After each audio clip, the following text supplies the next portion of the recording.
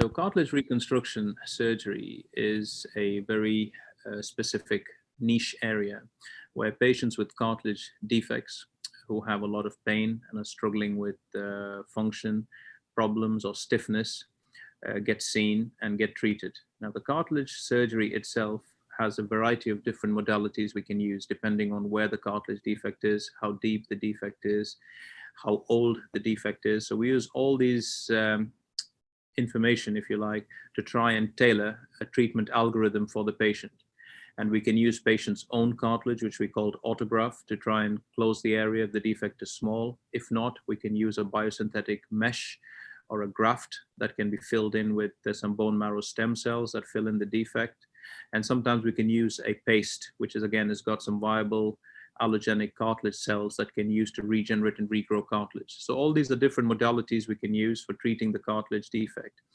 And the way we choose it depends on patient-specific factors, on the MRI findings, how old the injury is, how big the defect is, and obviously with a discussion with the patient to see what their preference and choice is and which will be the most suitable option for them.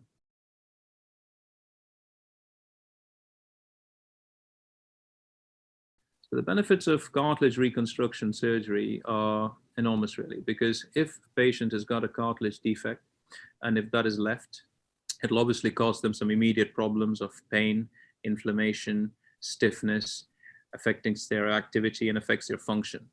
Now, if these defects are left and not treated, they can become bigger. They can end up causing some osteoarthritis in the joint, and then they end up down a spiral, really, with regards to inflammation, stiffness, pain because of osteoarthritis.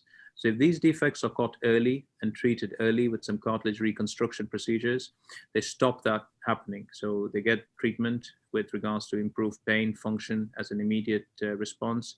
And as a later response, it stops the defect getting worse and causing any osteoarthritis in the joint.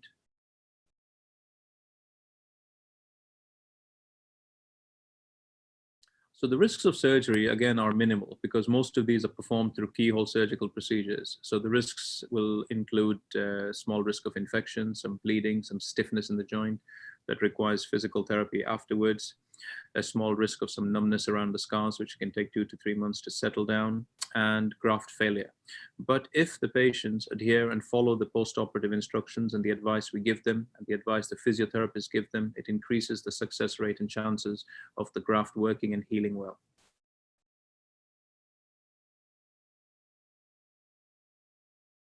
So when we initially see patients that come into clinic before the procedure, they get a full thorough investigation done. They get a full thorough history and examination taken from them.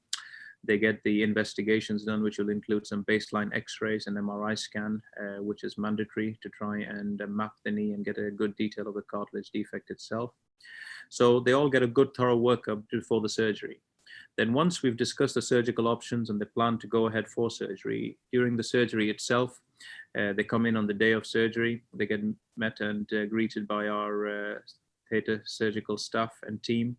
They get prepared for surgery, having discussions with the anesthesia. And the surgery then is pretty much smooth sailing following the anesthesia.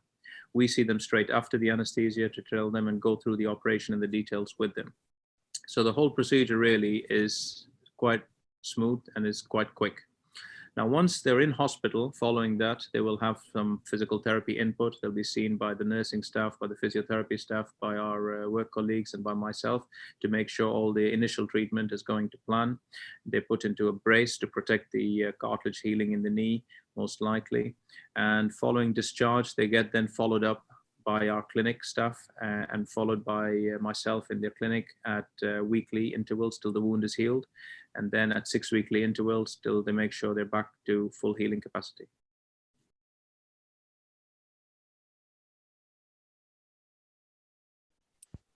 So the recovery time, it depends to a certain extent on the cartilage defect and the size of the defect and the cartilage reconstruction procedure used. So most of the reconstruction procedure, we try and take their healing and recovery slowly to give it the best chance for the cartilage defect to heal.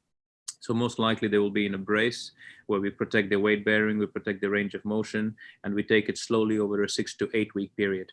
Following that, they get good intensive physical therapy where they get full range of motion exercises, they get muscle strengthening exercises till they start getting back to their normal function. So they overall looking at about 3 to 4 months, right from the time of surgery till they start getting back to some sort of normal activities. For sports, we delay that for a little bit longer, depending again on where the defect is and where the surgery reconstruction was done, but it's normally delayed for at least about 6 to 8 months after surgery.